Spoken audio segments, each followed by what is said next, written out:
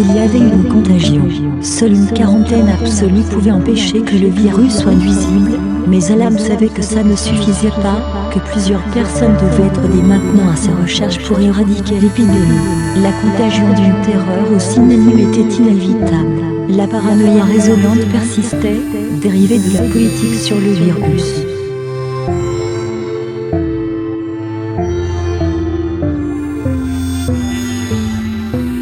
Alam eut la brusque vision d'une humanité sans cesse travaillée par ce virus des anciens âges. L'anxiété, plus que le virus, s'insinuait dans son corps, provoquant une impression de menace, persuadant qu'on ne pouvait pas ne pas découvrir quelque chose qui mettrait en cause toute l'existence, un sentiment de mal-être diffus, poignant, engorgeant l'estomac, bloquant la gorge, comme si on allait vomir, ou s'étouffer, comme s'il y avait un corps étranger qu'il faudrait pouvoir expulser mais qui est là, lourd, visqueux.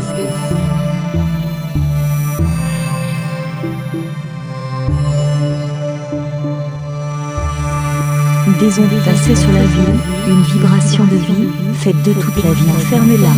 Dès qu'Alam pensait avoir surpris quelqu'un accomplissant un acte qu'il jugeait anormal, intriguant, dès lors que cette idée lui était venue en tête et que cette personne semblait vouloir dissimuler quelque chose, le soupçon comme un virus s'installait en lui.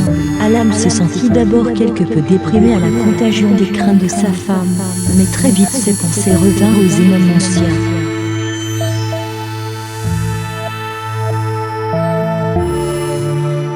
Il y a des jours comme cela où il semble que l'existence soit mise comme entre parenthèses, enfermée dans une brume, légère et légèrement trouble. Albertine était devenue un porteur de virus, susceptible de contaminer tous ceux auxquels elle pourrait parler, et il n'y avait ni vaccin, ni antibiotiques, susceptibles de la désinfecter.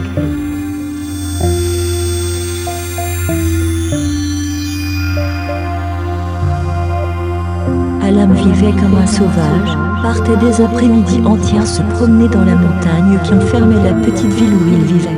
Chacun étant enfermé dans son activité favorite, les contacts étaient rares. Une véritable boîte où il était enfermé comme un rat dans une ratière. Chacun paraissait enfermé dans son propre monde. Il lui avait enfermé toute sa vie dans son écriture.